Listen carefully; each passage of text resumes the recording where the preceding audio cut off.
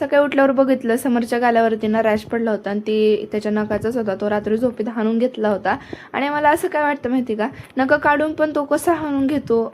आता असो, आता सगळे कामावरून झाले होते. दुपारी छान असं समोरच्या पप्पांनी मस्त असं आईस्क्रीम आणलं होतं, ते खाऊन घेतलं.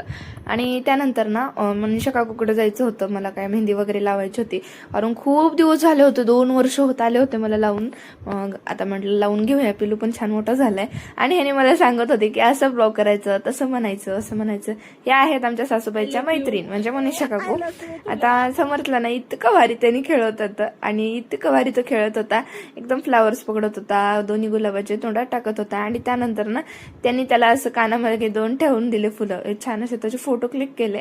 आणि त्यांच्या घरी ना इतके जास्त गुलाबाचे झाड आहेत, इतके जास्त फुलं लागली होती ना त्या झाडाला, बापरे काय सांगायचंय. त्यांच्या घरावर पण असं मोठंसं वेल आहे आणि ते पण वेल खूप छान दिसते बरं का बाहेरून बघितल्यानंतर. आता तिथे गेले म्हणल्यावर चहा पिणे कंपल्सरी असतेच. मस्त असं चहा पिला आणि त्यांच्याकडे 2 नमुन्याचे गुलाबाचे झाड आहेत, एक आहे पिंक आणि एक आहे रेड असं आहे. आणि इतकं ढगाळ वातावरण झालं होतं, एकदम थंडगार वारं सुटलं होतं आणि त्यामुळे बसावसंच वाटत होतं. पण कारण घरी कामे होती मग त्यामुळे घरी आलो. सो आजचा व्लॉग इथे संपत होतो, पण